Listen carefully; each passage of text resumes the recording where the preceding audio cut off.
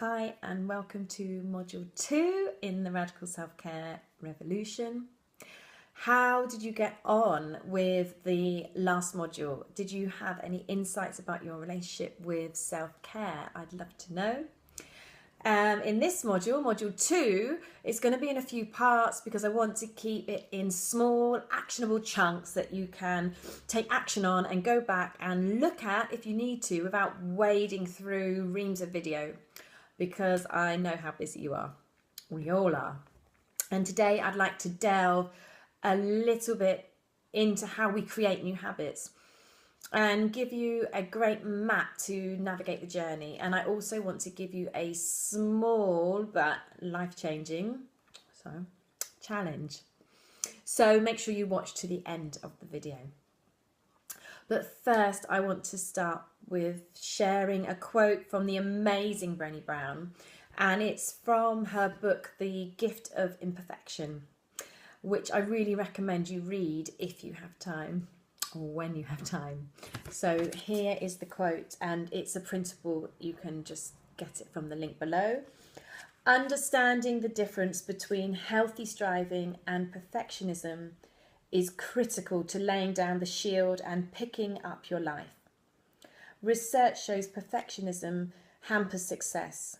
In fact, it's often the path to depression, anxiety, addiction, and life paralysis.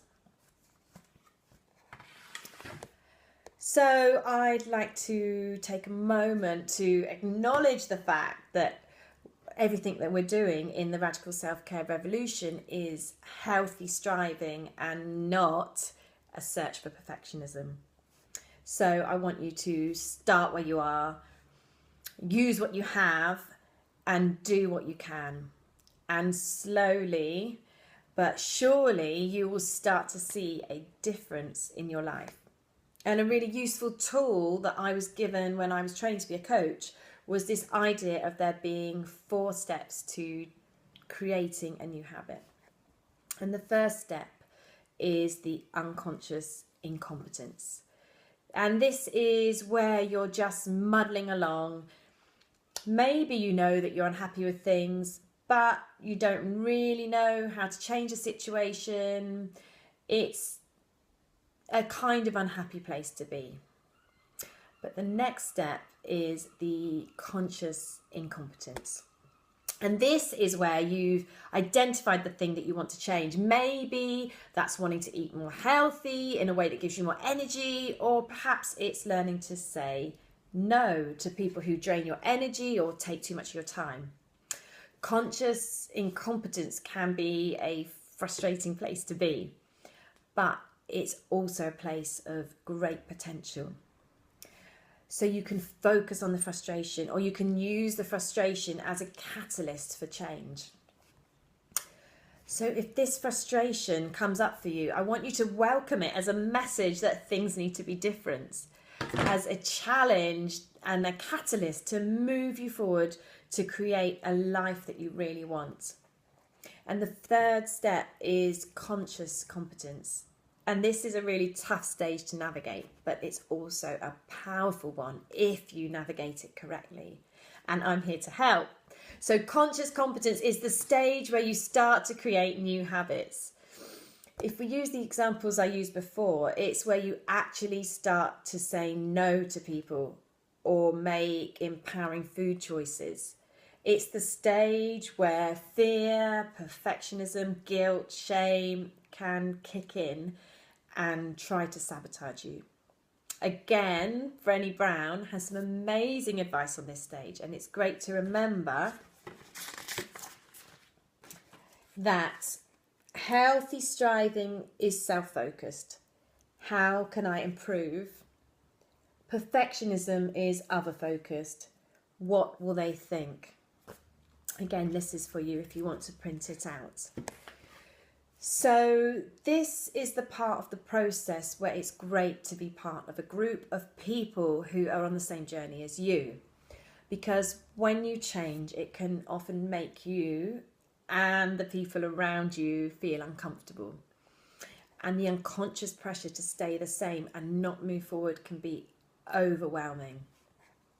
for example, if you're giving up sugar, you may find people buying you cakes, or you may have a cake and then sabotage yourself by saying, oh God, I'm crap, I ate the cake, I'm useless, I can't stick to anything, there's no point, I'm a loser, I'm not going to eat healthy anymore, I'm just going to have 100 cakes to make the point. Whereas in reality, one cake, it's not the end of the world. You could just say, the cake was nice, but my next choice is going to be healthier. Or actually, the idea of the cake was nicer than the reality. Maybe I just ate it out of habit. I wonder what I could eat instead when I feel like a treat. I did a video on healthy snacks to give you some ideas of things you could have as alternatives. And there are delicious things that you can have instead of the cake. Because you're making new neural pathways in your brain that override old habits, this takes time and support. And this is why most people fail when they start something new, because they use willpower and they try to force themselves. And when the willpower runs out, because you only have so much, then you slip back into old habits that you haven't created the neural pathways.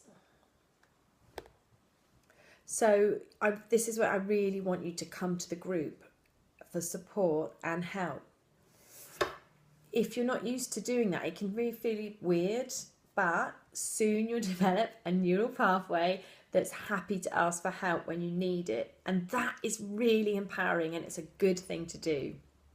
So what's the next stage? The next stage is unconscious competence. Unconscious competence is the place you arrive at when you've created a new habit. It's the place where you find it easy to reach for the apple instead of the cake, when you can say no to something that's too much for you. I use this map constantly to create new habits, or if a challenging situation makes me feel like I'm slipping backwards, I can identify where I'm at and be gentle on myself.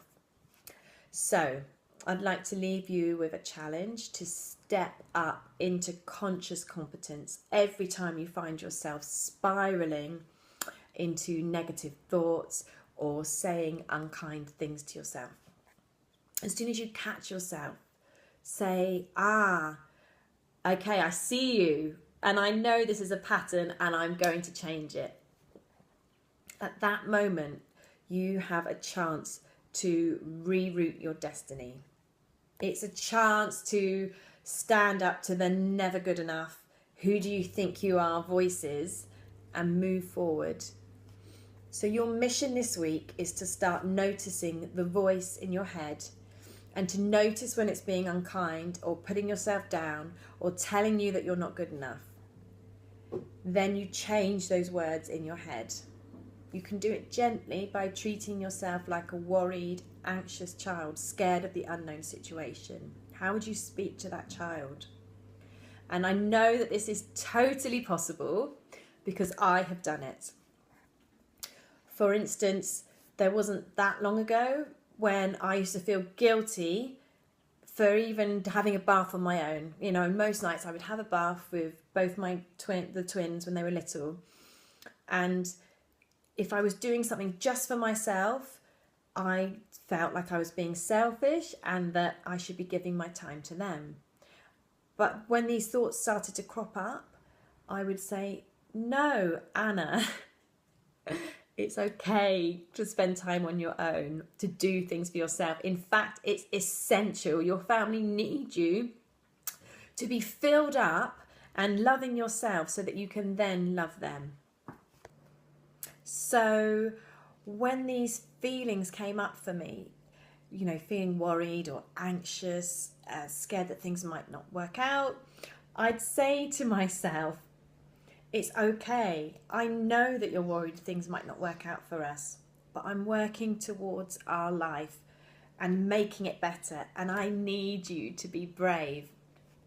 I don't want you to feel like you're not good enough anymore. And I know it's going to take time, and it's fine because we can do this. And slowly but surely, the negative patterns started to change into more empowering ones. I know that this can be really challenging, but it is so worth it. Remember, let me know how you're getting on in the group or when we have our calls, and I'm here, as is the rest of the group, to support you. You've got this.